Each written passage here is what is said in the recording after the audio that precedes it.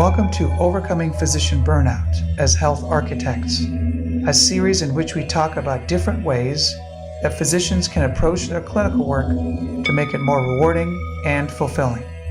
This is Venkatesh Ramnath. Today's episode 24, a conversation with Dr. Rachna Subramony, an emergency medicine physician and wellness director. Dr. Rachna Subramony completed a combined undergraduate medical school program followed by an emergency medicine residency at Northwell Health in Long Island and a fellowship in emergency ultrasound at the University of Massachusetts. She then took a job at Englewood Medical Center in New Jersey, where she established their first emergency medicine ultrasound program. In 2019, she moved to UC San Diego Health, where she currently serves as an emergency medicine physician, course director at the UCSD School of Medicine, associate division chief of emergency ultrasound, and wellness director for the emergency department. Well, thank you, Rachna, for joining us today on Be a Health Architect. I wanted to start by asking you a little bit about your background. Can you tell us your profession is in emergency medicine, but there's a lot more about you. So can you tell us? Absolutely, yes. So trained in emergency medicine, did a fellowship in emergency ultrasound. I originally took a job in the community to start their ultrasound program and then transition back to academic medicine. So that's kind of the path that I've taken. And then after starting academic medicine, really started to find the things that were the most meaningful for me. And a lot of that involved teaching and really getting to the roots of, I don't want to say physician burnout, but just how do we thrive in this culture and to just be a physician, right? To be an emergency physician, how do we thrive? How do we make the most of that career? And so took on the role as wellness director for the emergency department at UCSD. Great. So I want to dig into that. Burnout itself has kind of taken on almost a cliched status now. And I'm just curious how you have seen colleagues and maybe even yourself feeling what others would probably call burnout now. How have you felt that and how have you seen that in others? That's a great question. I think over time, what I was seeing was people who genuinely cared, loved taking care of patients that were leaving. They were leaving our institution, they were leaving for other jobs, they were leaving medicine. And that's when I really started to see what's happening? Why is this happening? These are people that genuinely care about others, like their job. What is it that's causing them to feel like they can't do this anymore? And I think that was the most extreme of it. There's obviously other things as well about just this idea of go, go, go, moving as fast as possible, just going through patients, going through the motions without feeling like people were truly connecting. I was seeing less and less of that, joy in medicine, the engagement, the laughter on shift, the teamwork. And it was more just about showing up, getting it done, moving as fast as possible, noticing people are quite reactive when they're asked to do something. The instant response is there's too much on my plate, right?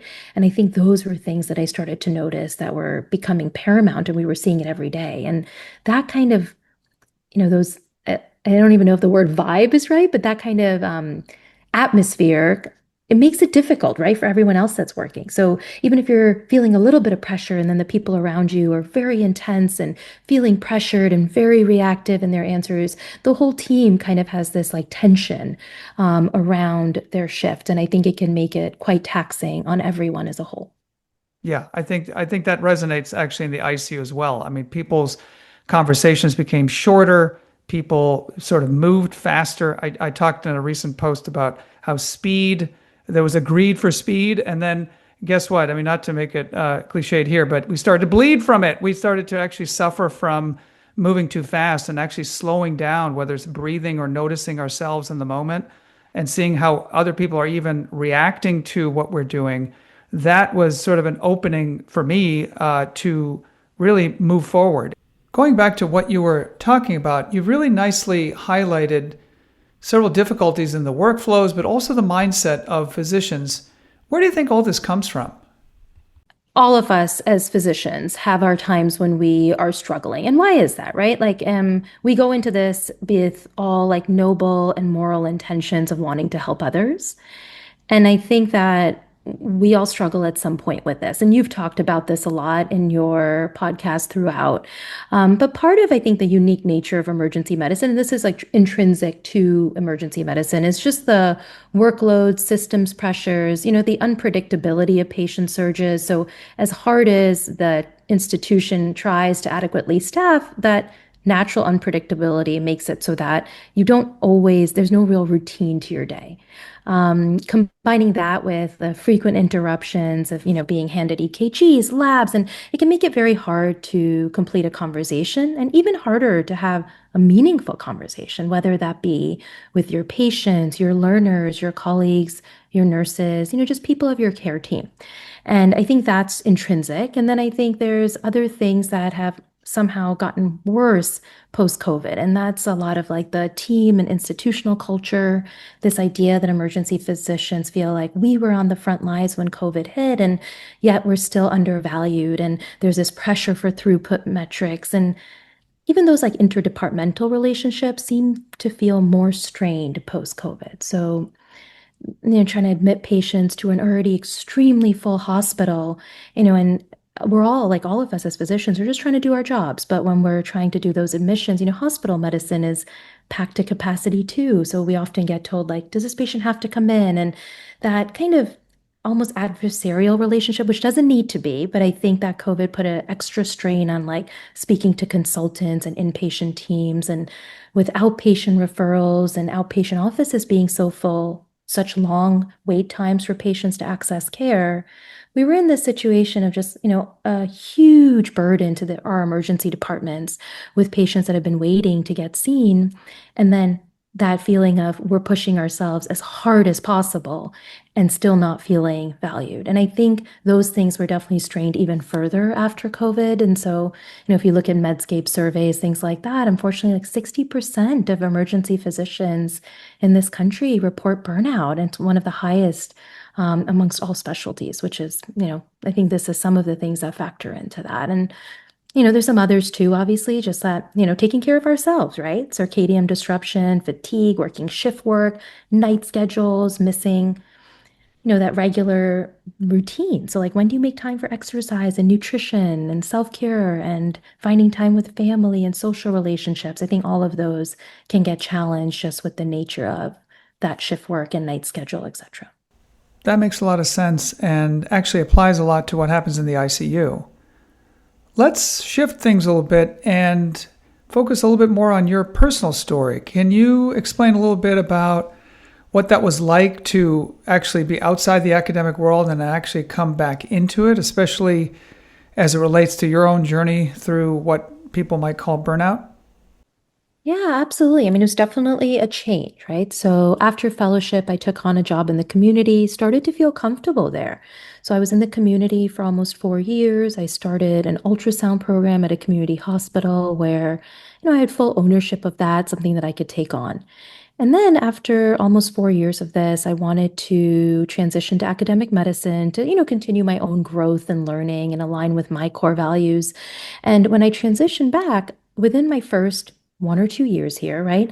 I knew for sure that I had this little bit of, I shouldn't even say a little bit, like for sure, this almost imposter syndrome, as we often call it, and you hear it, because here I am in academic medicine with colleagues that have had 250 publications, and I start here as a new faculty member with a single publication, right, coming from the community. And so it was this idea of who am I to teach residents, and like, what am I doing here? And then shortly after, within my first few years, I started to get these patient complaints, and I was like, oh, well, I've never gotten this in the community, and what's going on?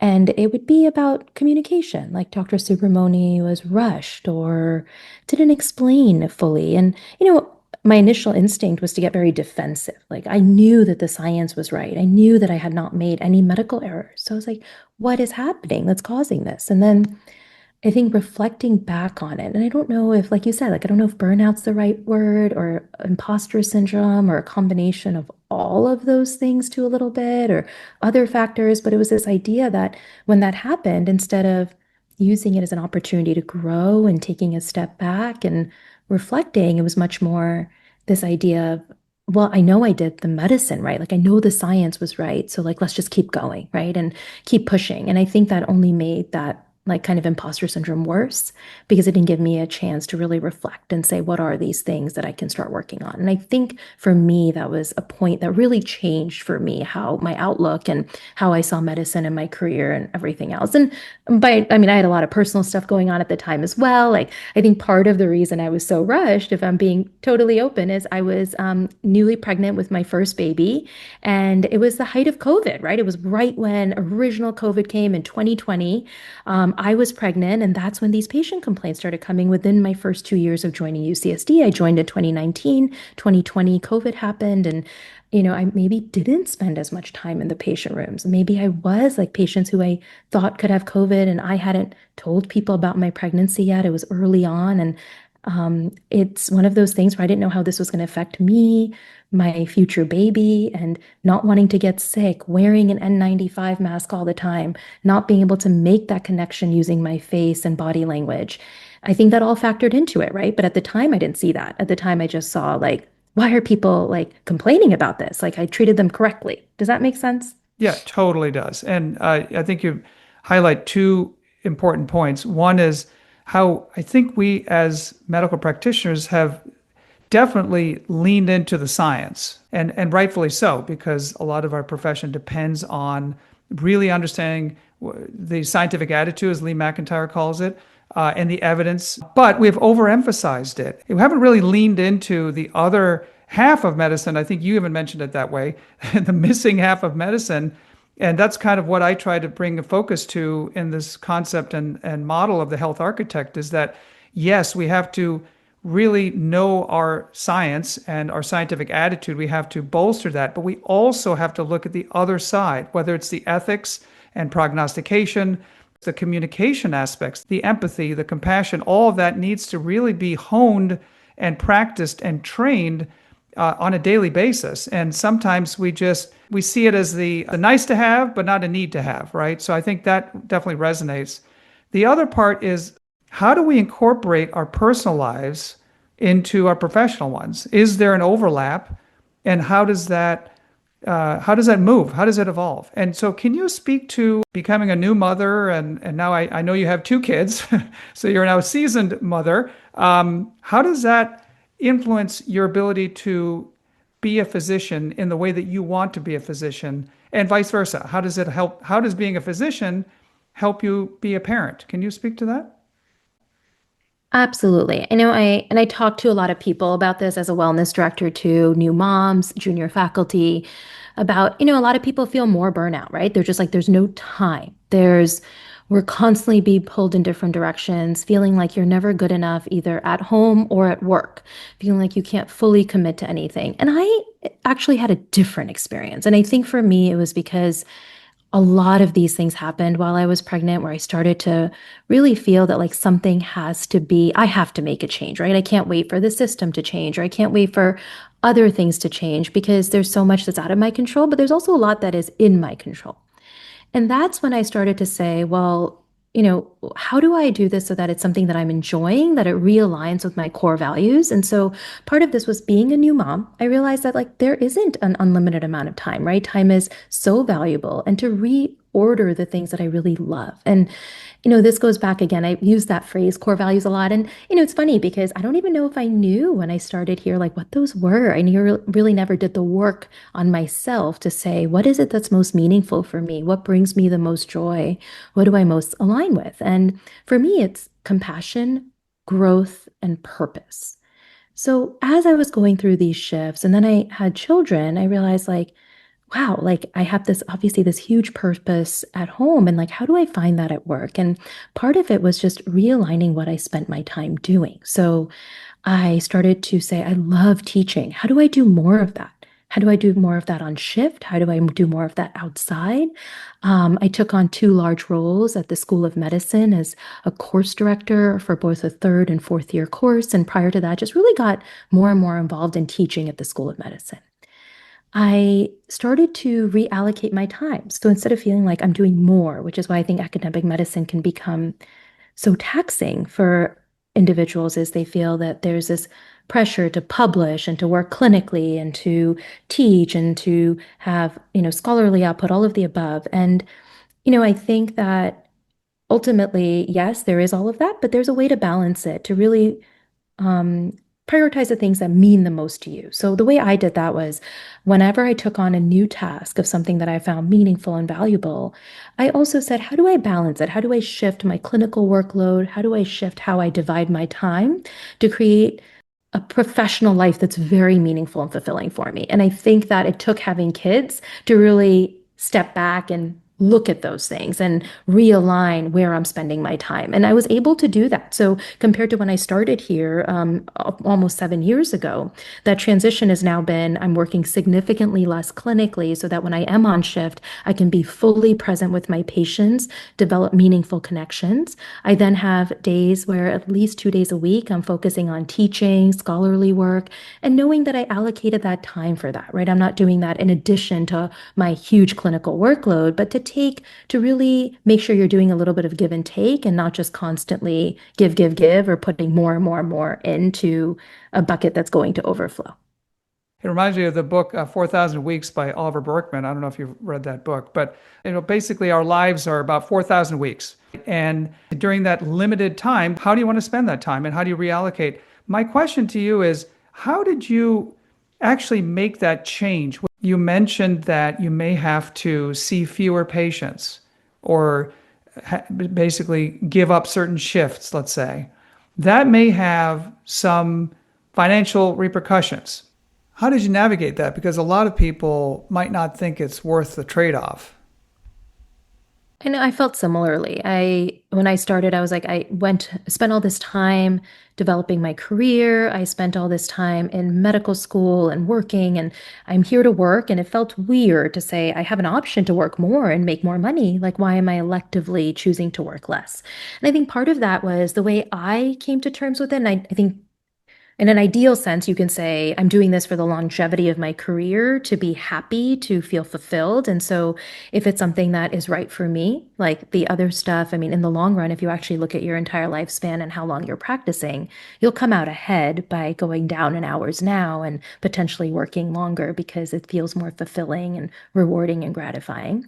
But for me personally, part of what I did is I just shifted. So I would take those same, like, kind of a stipend I was getting for teaching or other roles I took on, I would then, instead of just trying to make more, I would say, I'm just going to reallocate. So the amount that I can take home and for my expenses, everything would stay the same. And though if I was being given compensation to do a different task, I would then try to reallocate my time so that I'm doing the stuff that's most meaningful and valuable to me. But I think even if it wasn't the case, like knowing everything that I know now and having been in attending for 11 years, I think what I would say is, even if that wasn't the case, even if I didn't have other roles that were necessarily giving me financial stipends or reimbursements, what I would do is I would just make sure that I'm working in a way that when I'm present, I'm excited to be at work. I'm happy to be at work. I'm not showing up burnt out and exhausted from working 5 days in a row, but instead I'm there, I'm present. I want to be with my patients because I know that that's going to give me the longest and most fulfilling career in the long run. Yeah, I think that it's a challenge that comes out of, I think, again, our training, because we have this baggage where basically we have sort of this idea that if we can just slog through residency and training, we have this money pot, let's say, on the other side. And when that gets challenged, or when there's, a moonlighting opportunity where you could actually make more, it's kind of hard to say no, because the value kind of has been tied, at least in our minds, and I'll just say in my mind, for years, that being underpaid during residency years is now supposed to be compensated in this way. And so changing that mindset is not simple, but I love the way you're doing it, because it's not about necessarily giving up anything, but you're actually gaining two things. You're gaining the stability of your salary if you're reallocating from one place to the other, but you're also gaining something that's not capture. You can't capture that on a balance sheet, right? You can't capture that on your paycheck. And that's the ability to come in and feel good about what you're doing, because you are spending most of your day doing a certain type of work. And so I really like the way you describe that. One question that is a sort of follow-up to that is, was it something that you had already sort of adopted as being a parent and you kind of exapted it over to the professional side in the emergency department, or was there some other type of shift that happened maybe more subconsciously? That's a great question. I think ultimately it was intentional, right? So I had children. I realized like when I align with my values and do those things, I feel fulfilled, I feel happier, and I feel that my work is more meaningful, right? So that imposter syndrome slowly starts to melt away.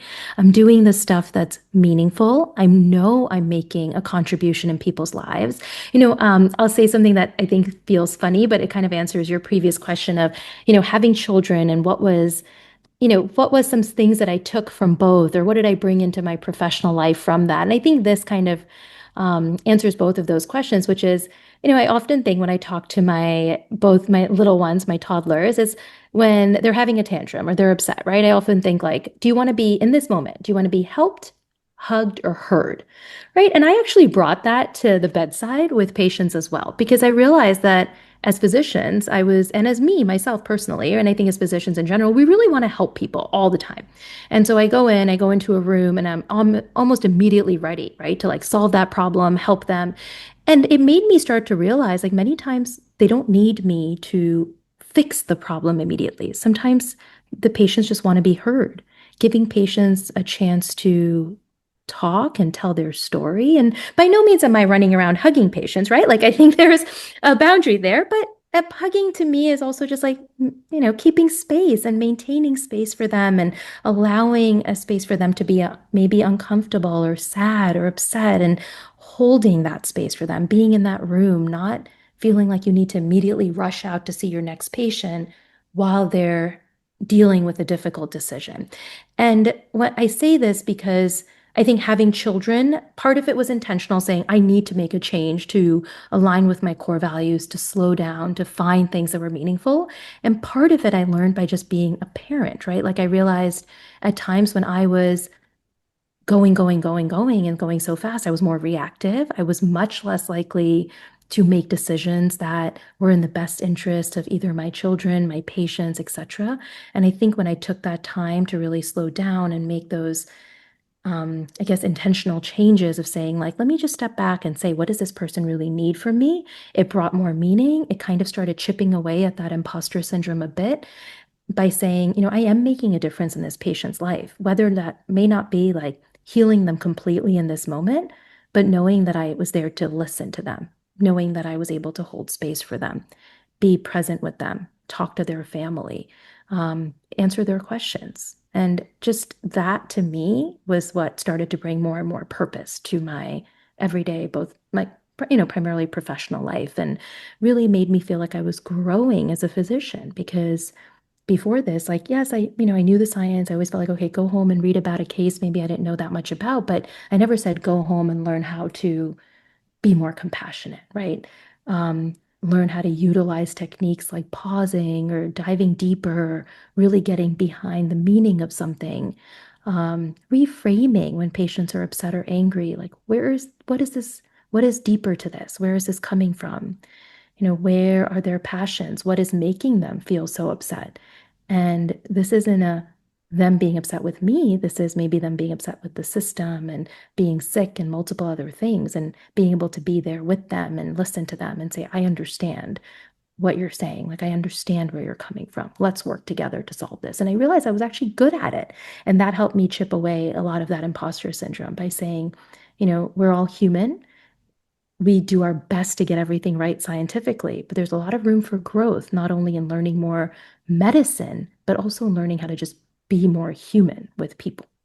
One of the things that comes out of that to me is this idea of, in medicine, we have an action bias. We want to do stuff all the time, right? And I have to constantly remind myself the Buddhist saying, don't just do something, sit there. And you spoke to the idea of just being present.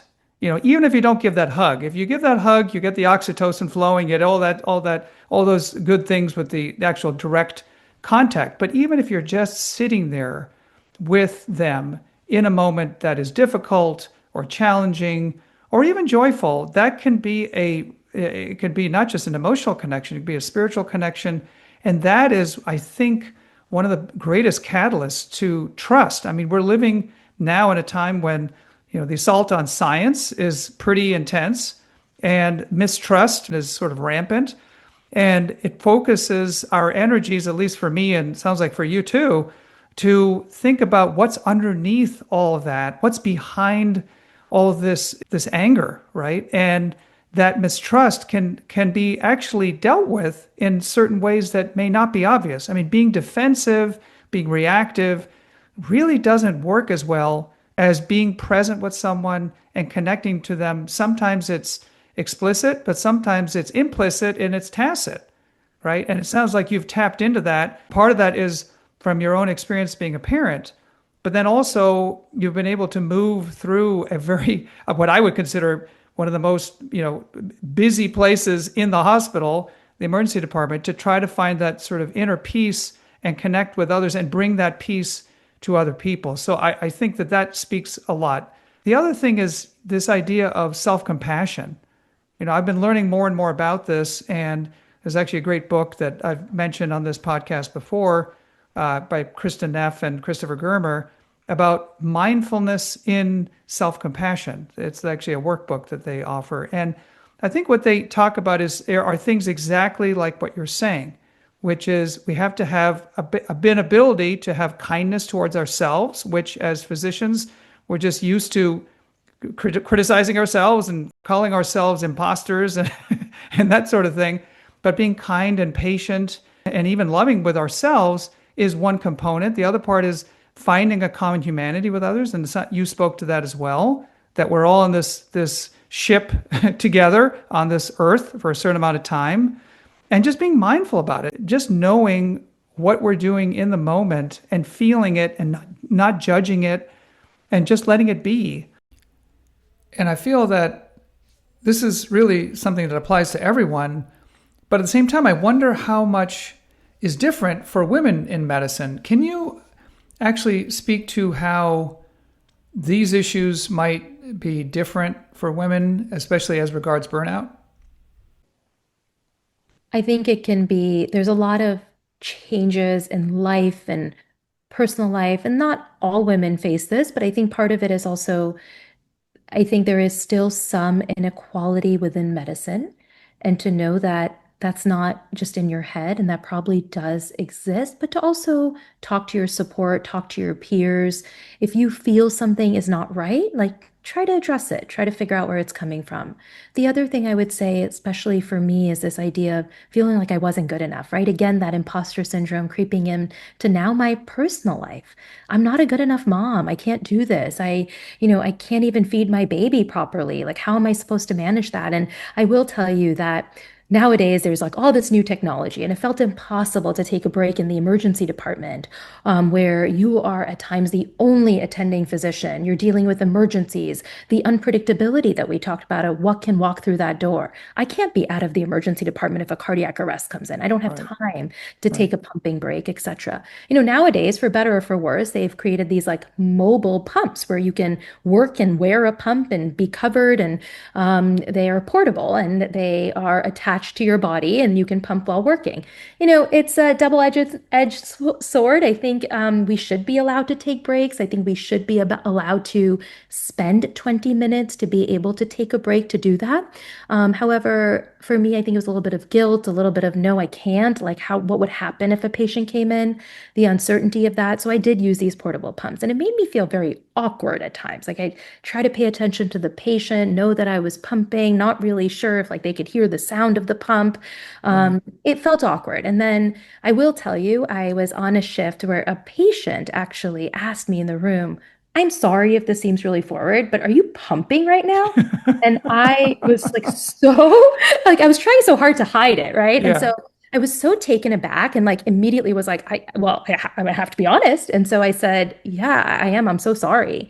And she was like, why are you sorry? She's like, are you Superwoman? Like you were taking care of medications while pumping for a child. How old is your baby? And as I told her, like my baby was just 3 months old, she was like, I can't believe you're back at work so quickly. Like, that's amazing. I took this much time off. I struggled with breastfeeding. And now all of a sudden, I've made this connection with this Right. patient about Right. something where it made me really look internally, and that self-compassion we talked about, to say, wow, like this person called me a superhero. Like, what? Right? And that's not, all of us as physicians, like usually we always have that other side, right? Where we feel like we're not good enough, like we're imposters. But when you think about it, the way patients see us and that moment forward, like I wasn't embarrassed of this, right? It's who I am. I'm trying to provide for my baby, my family. I'm doing the best for my patients. And if that means that I have to pump during like 1 or 2 times on a shift, like that's what I do. And that doesn't make me weaker or less than, right? So my answer to you would be, or to all women out there, especially if you're navigating young children and work-life balance and trying to get home for pickups and missing soccer games and missing events or being at those events, but being a little bit late, is like, to me, I truly feel this is that your kids know you're doing it. They know you're a working parent. They know that you're doing a very noble profession. And then your patients also understand that you're human, right? And so that I've fully come to terms with that. I'm very proud of who I am as a mom and as a doctor. And in fact, I think it's only made me feel less burnt out by feeling like, wow, like I'm doing this all, right? And this idea that you can't do it all, to me, I disagree. Like what you're doing is enough, and you are doing it all. That's really great. You do talk about all of these things regarding the personal and the professional, being a mom, being a woman, and how they all sort of integrate one with the other. I want to actually also ask you about teaching and mentorship, which you have expressed an interest in. It sounds like you've changed some of your career path. Can you talk about that experience and what that's been like, especially with regard to burnout and the new generation? Yeah, I think like creating the new generation of physicians, and especially because there's such a high rate of burnout as we talk about, and this disconnect, right? Like you touched upon this about, you know, physicians feel that they're compassionate, right? For the most part, they're like, if you ask them, I think if you look at books like Compassionomics, like 80% of physicians will feel like, yeah, I'm compassionate most of the time. But if you actually talk to patients, over 70% of patients will feel that they did not have compassionate encounters when they are in the hospital. So, that there's clearly a disconnect there.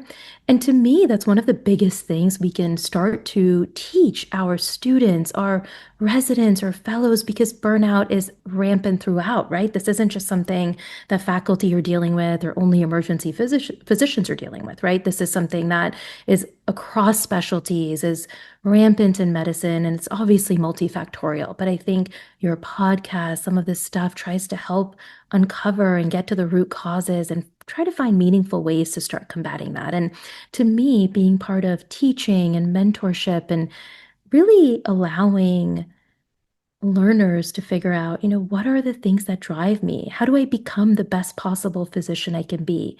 How do I motivate myself? How do I connect with my patients? To me, that alone brings so much meaning, because I feel like I'm creating a generation of physicians that hopefully won't be burnt out, right? Hopefully will be able to stay in medicine long term and retire in medicine and feel proud and happy about the careers that they chose and make a meaningful difference in patients' lives. You mentioned about with allocating your time in different ways, you've had to say no to certain things that maybe in the past you had said yes to. In your mentorship and teaching, how do you communicate that lesson? And how does it land to your students and your trainees and your mentees? No, I think this new generation is much more attuned, honestly, than even we are. It is right. Like, I feel like Right. they understand it, right? Like they prioritize work-life balance. They know, like those are things they're prioritizing. So when I tell them, I mean, I have had residents that have come back and told me, "Hey, I took that to heart. Like I took what you told me about it's okay to say no." To either prioritize work-life balance, to prioritize my core values, to figure out what it is that I want to do in the long term, like that is okay. And that's part of that self-compassion that we talked about, but also just, I take that to heart for sure. And, to be fully transparent and vulnerable and just honest is it's actually opened up other doors for me. I've said no to promotions only to be told like a week after, hey, we really value you. If this is not the role you want, like let's create a role for you that aligns with what you want to do. And the amount that that makes you feel heard and respected and valued, you can't quantify that, right? Um, and even having one or two of those experiences in your career makes you then all of a sudden, like that imposter syndrome again, like starts chipping away, right? You start to say, hey, I'm respected here, I'm valued here. And the only reason I was able to get there in some cases is to say no to other opportunities and things that maybe I was like, this isn't the best fit for me. I don't want to say yes just because I feel like it's the right thing to do or maybe what's expected of me. But really, if I'm saying yes to something, will this align with those core values? Will this truly make me happy? Is this something that I love to do? And am I good at it, right? Like start asking myself those things before I say yes to opportunities. I think that's great. There's one other thing I didn't ask you, which I wanted to ask you about. You attended the compassionate communication course, and I wanted to just ask you what your experience was like. I know we had Val and Yvonne on this podcast in a previous episode. You were an actual participant, and I wanted to see how you liked it, what you felt you got from the experience. Do you recommend it to others? And what gap did it fill in your own journey trying to find your way through what other people or maybe yourself called burnout, but the way forward to a more fulfilling career? I am so happy you asked that question. I truly felt that the course was transformative. It was extremely meaningful for me. And part of this is you've heard me talk now, right? Like you know the things that I struggled with. I think it helped me. The biggest things that it took away were one that like vulnerability and transparency is not a weakness. I think it's actually a requisite that really all of our leaders should have, and many don't, right? When people think of a boss, that vision of someone who's like maybe very powerful and strong. And I don't actually think that those make the strongest leaders, right? But someone who can feel comfortable being transparent, vulnerable, like really talking about change and truly moving to something better. It taught me that it was okay to do that and that that wasn't something that made me less than. It also allowed me to have a toolkit, right? So some of the things that I already talked about, and some of the things that resonate that really I took with me to the bedside, to my personal life, was those little things about how to connect with patients. One of the exercises we do on this course is something called the rant. And what that is when you talk about something that you're so passionate about, something that makes you really angry, and you start talking about it. And then the person next to you has to then introduce it as, hey, this is my friend so and so. And these are the things they really care about and what they're passionate about.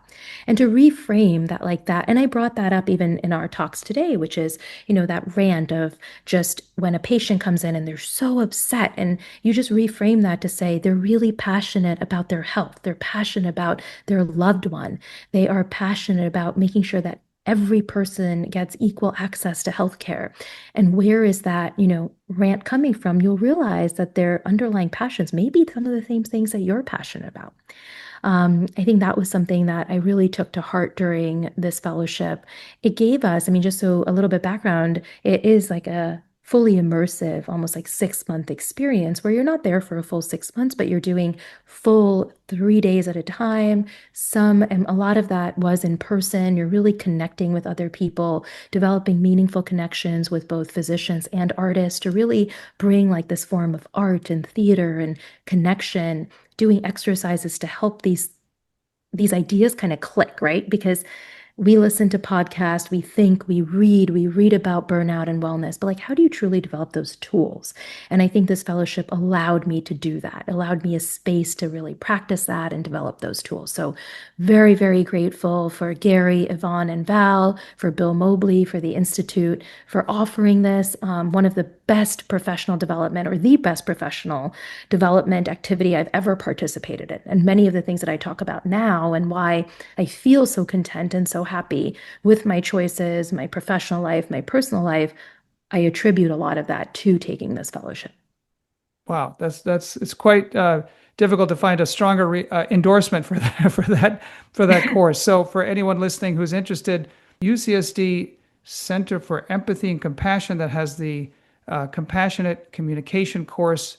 that you can find a conversation about in a previous podcast on this Substack.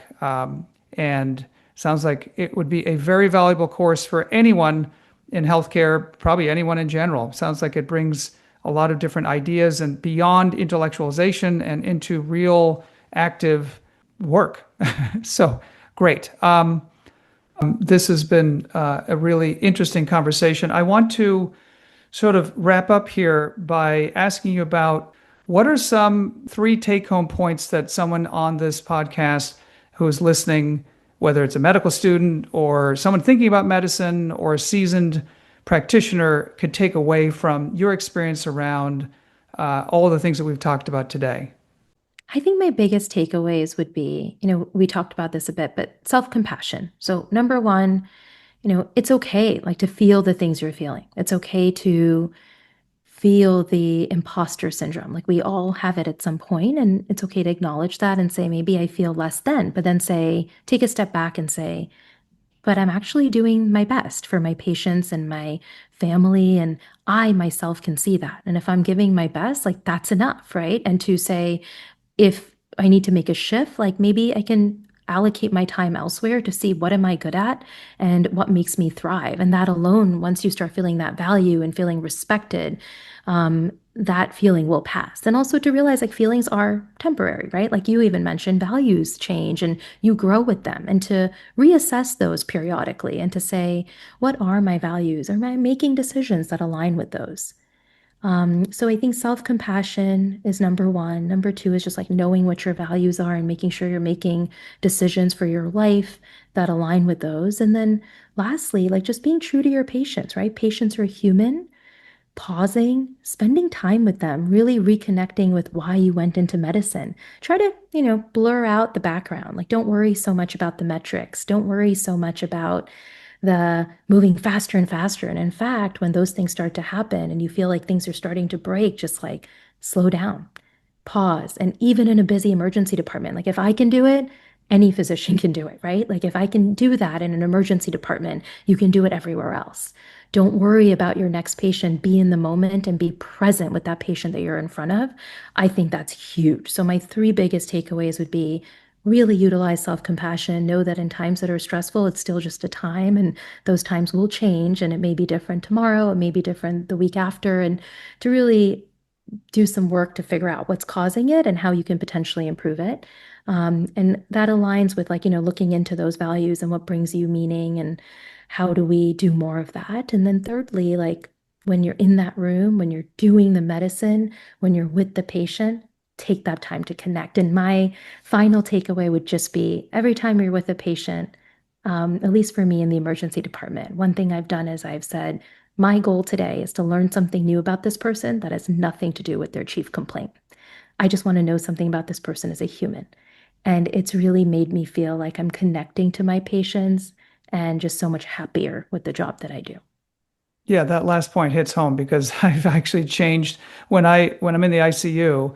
The first time I meet a family member about I know it's going to be a tough conversation, the first thing I ask is, tell me about your mom. Tell me about your dad. It has nothing to do with medicine. I just want to know who they are. And I've learned that people are all shapes and sizes. They've done all kinds of things that I've never done. And it's really, like you said, it's really interesting. And when you get too bogged down in the lab values and the x-rays and the prognoses even, sometimes it's easy to forget that these are real people with actually really interesting stories, and we have access to humanity in a way that most people in most industries just do not. And I think it's important to remember that. Thank you again, Rachna, for all the time you spent with us today. Good luck with everything you're doing and the work that you do every day.